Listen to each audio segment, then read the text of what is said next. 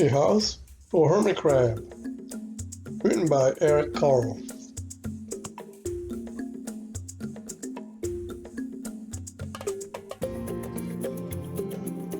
Time to move, said Hermit Crab one day in January. I've grown too big for this little shell. He had felt safe and snug in his shell, but now it was too snug. Hermit Crab stepped out of the shell and onto the floor of the ocean. But it was frightening out in the open sea without a shell to hide in. What if a big fish comes along and attacks me? He thought. I must find a new house soon.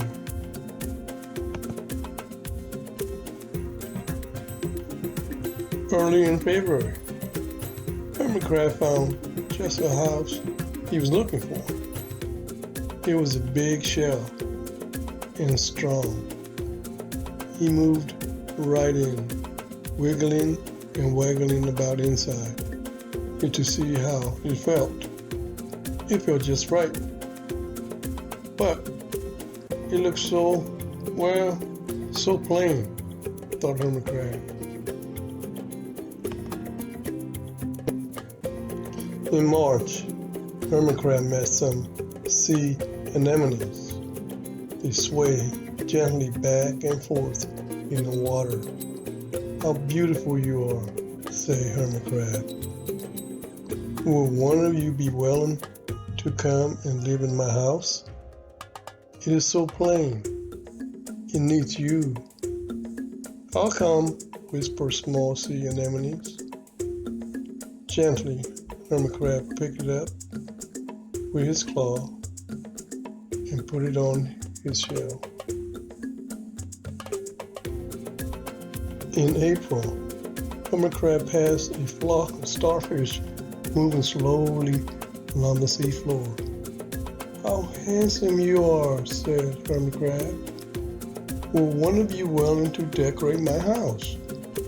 I would, signaled a little sea star. Carefully, Hermit Crab picked it up with his claw and put it on his house.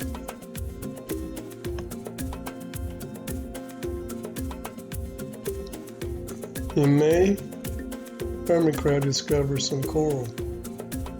They were hard and didn't move. How pretty you are, said Hermit Crab. Will one of you be willing to help make my house more beautiful?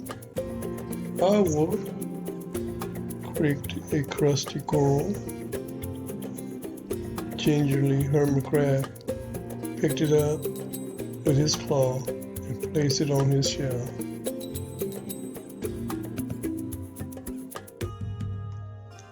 In June, Hermit Crab came to a group of snails crawling over a rock on the ocean floor. They grazed as they went, picking up algae and bits of debris and leaving a neat path behind them. How tidy and hard working you are, said Hermit Crab. Will one of you be willing to come and help clean my house? I would, offered one of the snails. Happily, Hermit Crab picked it up with his claw and placed it on his shell.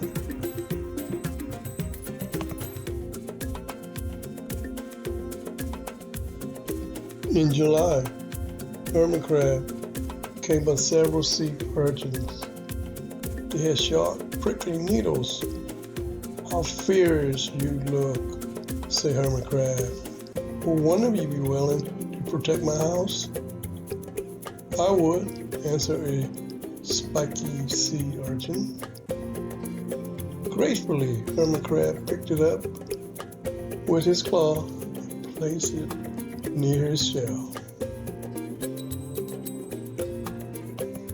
In August, Hermit Crab and his friends wandered into a forest of seaweed. It's so dark here, thought Hermit Crab. How dim it is, murmured the sea anemone. How gloomy it is, whispered the starfish. How murky it is, complained the coral. I can't see, said the snail. It is like nighttime, cried the sea urchin.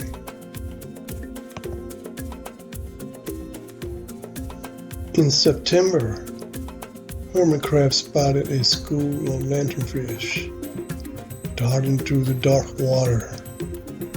How bright you are, said Hermit Crab. Will one of you be willing to light up our house? I would, replied one lanternfish, and it swam over near the shell.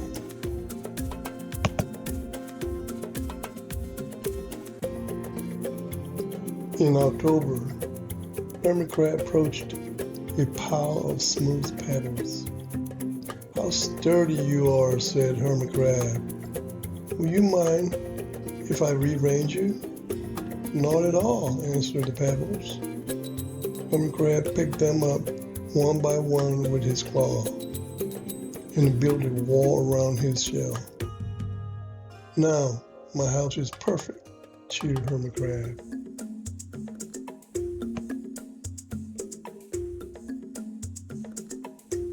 But in November, Hermit Crab felt that his shell seemed a bit too small.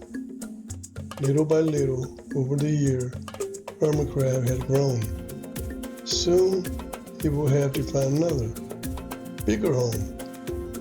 But he had come to love his friends, the sea anemone, the starfish, the coral, the sea urchin, the snail, the lanternfish, and even smooth pebbles. They have been so good to me, thought Hermit Crab. They're like family. How can I ever leave them?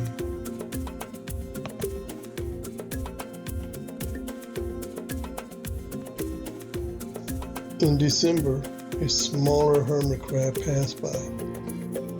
I have outgrown my shell, she said. Would you know of a place for me? I have outgrown my house too, answered Hermit Crab. I must move on. You're welcome to live here, but you must promise to be good to my friends. I promise, said Little Crab.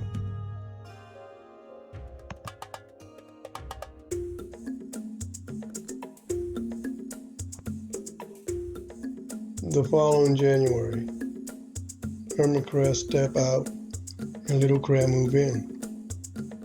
Couldn't stay in that little shell forever, said Hermit Crab as he waved goodbye. The ocean floor looked wider than he had remembered, but Hermit Crab wasn't afraid. Soon he spied the perfect house, a big empty shell. It looked well a little plain, but sponges, he thought. Barnacles, clownfish, sand dollars, electric eels. Oh, there are so many possibilities.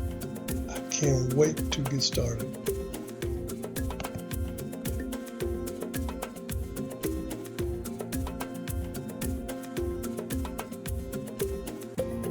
The time is now. How about you?